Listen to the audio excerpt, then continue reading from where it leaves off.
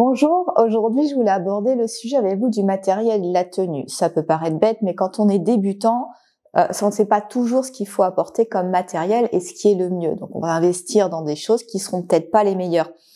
Donc ce que je voulais vous dire déjà, au niveau du tapis, très important au niveau du tapis, voyez à ce qu'il soit suffisamment long. Parce que en fait, quand on va venir s'allonger sur le dos, si vous avez la tête qui sort, ça va pas être agréable. Donc au moins 1,70 m de longueur. En général, c'est à peu près ce que les tapis de yoga font. Une épaisseur ni trop épais, ni pas assez. Si vous prenez pas assez épais, vous allez avoir mal, surtout par exemple au niveau des genoux, quand vous allez faire les postures sur les genoux, ni trop épais non plus, parce que quand vous allez faire vos postures d'équilibre, le fait d'avoir une trop grosse épaisseur, ça va vous faire perdre l'équilibre. C'est bête, mais c'est vrai que ça agit souvent comme ça. Donc, venez prendre un tapis de 6-8 mm d'épaisseur. C'est très bien et c'est suffisant. Ensuite, quand vous ferez les postures sur les genoux, si vraiment vous sentez un peu quelques douleurs, on vient placer une couverture, une paire de chaussettes, quelque chose qui va nous protéger les genoux. Mais là, c'est toujours, ça sera tout à fait possible. Ensuite, antidérapant.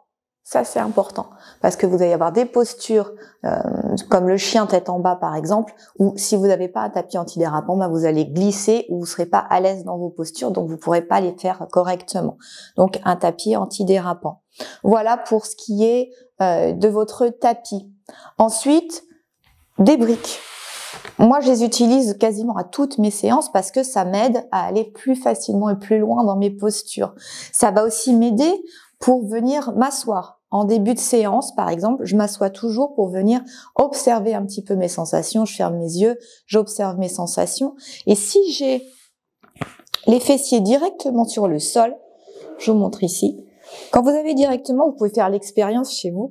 Quand vous avez directement les fessiers sur le sol comme ceci, vous avez le dos qui va partir vers l'arrière. Vous allez vous avachir au bout d'un moment. Quand vous restez, vous allez peut-être faire attention au début, mais petit à petit, votre dos va venir s'enrouler.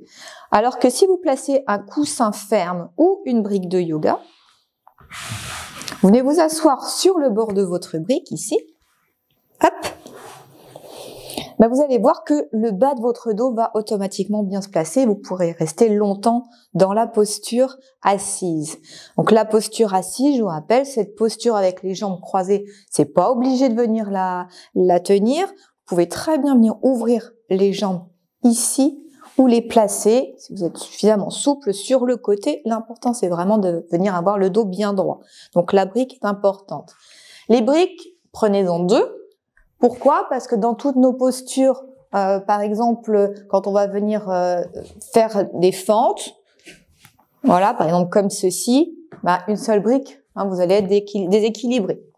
Donc j'ai déjà vu assez régulièrement mes élèves arriver avec une seule brique. Je dis non, désolé, allez en racheter une deuxième. Donc des briques, évitez. Moi personnellement, j'aime pas trop les briques en liège. Je prends plutôt des briques en mousse qui sont dures, parce que les briques en liège, déjà, elles sont beaucoup plus lourdes. Donc, pour transporter dans votre cours de yoga, ça prend quand même du poids. C'est du poids dans votre sac. Et également, je trouve qu'elles sont lourdes. Quand on vient s'asseoir dessus ou quand on vient les utiliser, il n'y a pas besoin de briques en liège. Donc, moi, je préfère celles en mousse. Voilà. Et en dernier, j'utilise une petite couverture. C'est pour la relaxation en fin de séance. Parce que quand on vient se relaxer, on n'y pense pas toujours, mais le corps va venir perdre quelques degrés et on peut avoir froid, donc se contracter. Alors venez vous couvrir, puis c'est toujours bien agréable d'avoir quelque chose comme ça sur soi. Donc un petit plaid ou une petite couverture, ça sera suffisant. Maintenant pour la tenue. Évitez les capuches. Les capuches, c'est peut-être pratique, mais ça ne sera pas dans les postures. Quand vous allez vous allonger, votre capuche va vous gêner au niveau de la tête. Quand vous allez faire des postures vers le sol, elle va retomber et vous gêner également. Donc ça, voilà, évitez les sweats ou les t-shirts à capuche. Prenez un t-shirt quand même suffisamment collant.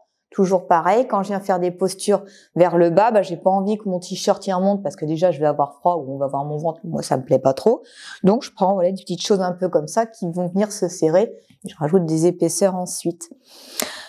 Un legging, j'aime bien parce que ça colle sur les jambes et moi ça me permet, quand je vous vois pratiquer, ça me permet de voir si vous positionnez bien vos genoux, soit en flexion, soit en extension. Et pareil, pour moi, quand je fais mes pratiques, je vois également bien la position de mes genoux. Donc, plutôt un legging. Et puis, dernier point, on vient pratiquer, il n'y a pas besoin de mettre de chaussures, on pratique plutôt en chaussettes, ou encore mieux, retirez vos chaussettes, vous verrez comme ça que ça ne glissera pas.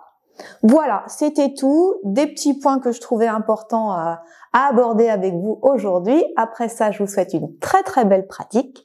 Je vous dis à bientôt, rejoignez-moi pour quelques séances de yoga ensemble, et puis passez une très belle journée. Merci beaucoup, namasté.